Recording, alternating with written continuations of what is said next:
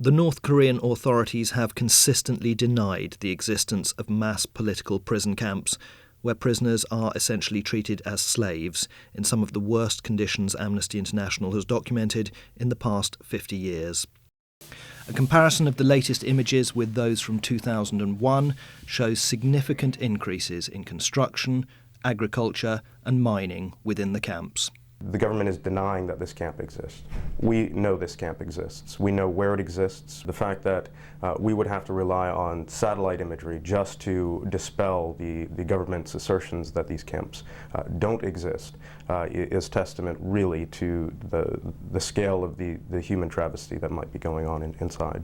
We understand that there are at least 6 political prisoner camps, and these are vast areas. These are huge areas, and that there's, we think, a total population of around 200,000 people. Here we see the main layout for the entire Yodok prison facility. These areas that you see at the very beginning are administration buildings, and they're also barracks for the guards where they live. Particularly, we've seen the growth in this first area that you're entering the camp in, but there's also been some growth in other areas. The camp spreads up along 2 river valleys, and so there has been growth in roads going in both of those directions. So this prison camp is actually in a valley. How large is this prison camp? This covers about 90 square kilometers total. That covers this whole Very region. little is known about these camps because very, very few people have left them. Most of the camps are called total control zones, and the people who are there are kept there for life, almost always without any proper trials.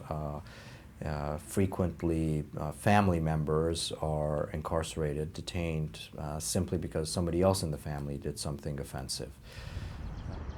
Jong Kyung-il was arrested on suspicion of spying in 1999 and detained in Yodok camp for 3 years. 그리고 제가 지금 RNB가 여기 대한민국에서 해 넣은 거예요. RNB가 다 부서졌어요 그때. 그리고 비둘기 고문이라고 수갑을 이렇게 뒤로 채워 가지고 거꾸로 이렇게 매달아 놔요. 앉지도 서지도 못하게. 그게 1시간도 아니고 뭐 이틀이면 이틀, 3일이면 3일 연속적으로 그렇게 매달아 놓으면 사람이 가는 게 낫겠다. 뭐 밖에 나가서 죽든 살든 밖에 나가는 게 낫겠다 하고 인정해 버리고. 강압에 못 의해서 인정했고 실질은 간첩이 아닌데.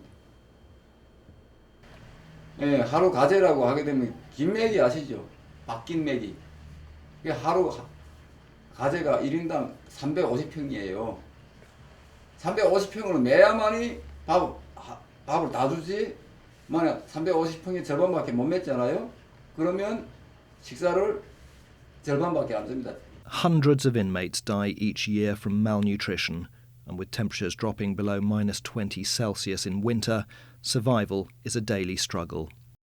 The information that Amnesty International has received has shocked even an organization that for the last 50 years has dedicated itself to dealing with political prisoners.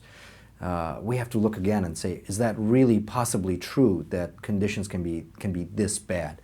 매일같이 죽으니까 솔직히 일반 우리 대한민국 사회에서나 사람이 죽게 되면 슬픔을 느끼는데 그 오히려 수용소에서는 슬픔을 느끼는 게 아니고 누가 죽으면 수감자들 자체가 좋아합니다. 왜 좋아하는 것 같아요? 그 죽은 사람을 가재가 묻으면 밥 한 그릇 더 주거든요. Public executions are common in the camps and have also recently increased generally across the country. This is believed to be part of a further crackdown before leader Kim Jong-il makes way for his 3rd son, Kim Jong-un. The camps are places where almost the entire range of human rights protections that international law has tried to set up for the last 60 years are ignored.